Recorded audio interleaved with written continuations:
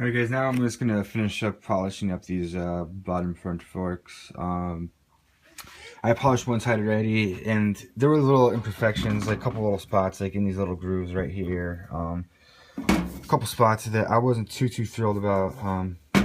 So I'm just redoing both of them, and I'm doing it right. I bought, like I said in the previous video, I bought this sander wheel thing guy right here. It's an 80 grit sander. This thing freaking works miracles, man. I'm telling you, like probably 10 minutes of using this guy is like hours of sanding by hand. So yeah, but I'm still gonna use the other grits just to get them, you know, perfected. But at least I'll get everything on the first, you know, I don't have to use the 180 grit or the 2 grit sandpaper. But yeah, here I'll kind of turn it on and kind of show you guys how I use it.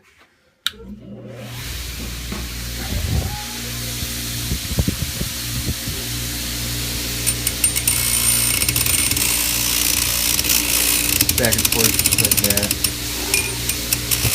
And I'm getting all these grooves.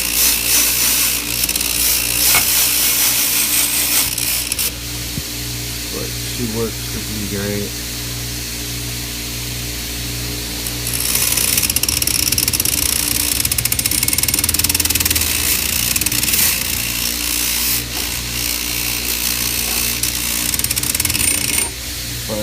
But yeah, that's basically, you know, kind of hard to do with one hand and record, but that's basically how you use that guy. And then once I finish getting everything perfect with that, then I'll move to the lower, the higher grit sandpaper, and work from there, and then I'll be able to buff it, and then I'll be able to put the front forks back together. So that's where I'm at right now.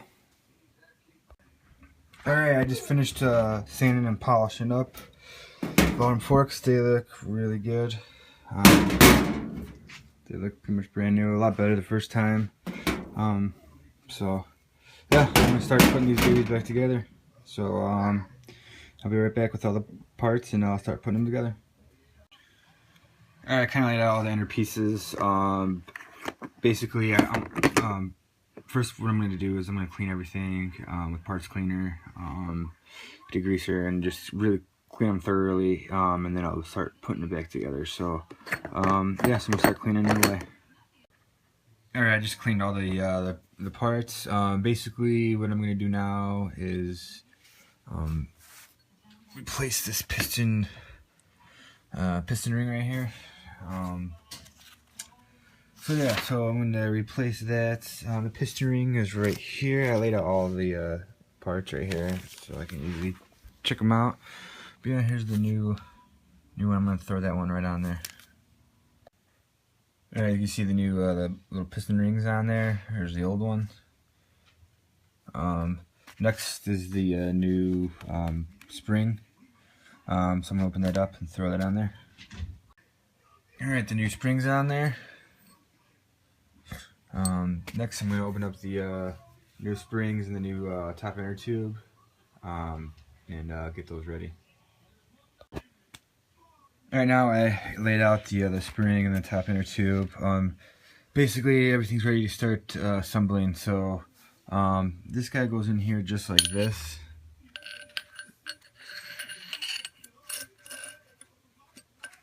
And then the spring goes in behind it. So I'm going to use both hands and MacGyver that through, so I'll be right back. Alright, you can see it went all the way through. It's sticking right out here. See, it's right here. Boom. Now next is the spring.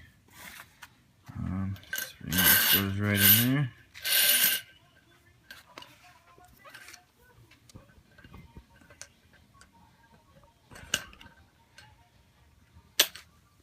And there's the spring. Next, I'm going to start working on the bottom tube. I'm going to get the oil seal in there. So that's next. Alright, now to put the oil seal in, it is a direction to put in. See, right here, there's like a little notch in there. That goes up. So it's going to go in just like this. And there's like a little downward, so it goes, yeah, this is up. And I purchased this cool bearing race and seal driver set right here. So this guy fits this guy just perfectly. So I use that to hammer it in. So I'll be back. Like you see, I have the oil seal in there as much as I could by hand. And then I'm using the bearing race and seal driver set right here. Just maybe place it on top of there just like that, and then just hammer it ever so lightly, and then it'll sit. You can see the oil seal is all the way in. You can see there's like a little groove right there. That's where the snap ring goes in. So that's next. Alright, as you can see, I got the circlip in there. So next it's got to alright, next this guy goes on. This slides right on here just like this. And then it slides in here. Just like that. So I'll be back. As you can see, it's in there. Next I gotta do is put the this copper washer and the new bottom bolts right in that bottom hole with the Allen key. So that's the next step. Alright, now that bolt's in there, see, tightened up. I haven't torqued it anything yet. I'm just, tightening it up right for now. Next is the bolt and the copper washer that goes in the drain plug right there. So that's what the next thing I'm doing. Alright, that's in there. Next, I'm replacing this oil ring seal right here for the top bolt that goes on top right here. That's that guy, so I'm going to replace that. Our next step is to put in the fork oil. What I'm using is 10W30, and I use about 220 cc's. It says in the manual for dry forks. About 135 is wet forks. Basically, what that means is dry is like rebuilding, it's all apart, clean everything out. The 135 cc's like when you just drain the fork oil out. And then just refill it. That's what you want to do. But yeah, so it's 220 cc's, and that's about 7 ounces. So I got this little, it's about 5 ounces in here. So I'm gonna pour that in there and pour 2 more ounces, and then I'll be able to put the cap on, and then she should be almost done. All right, last step I gotta put is this gator boot on. Just goes on right there. Top's on. Everything's together except that last piece. So I'll be right back. Here you see the gator boots are on the front forks. I also did the other front forks, so they're both completely done. Yeah, so officially they are upgraded with progressive front suspension, and yeah, they are pretty much brand new. Polished them up. They look freaking great.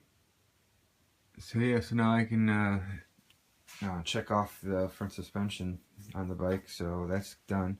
Now I can move on to something else, but yeah, thanks for watching these videos, and feel free to comment and subscribe. Thanks. Catch you later.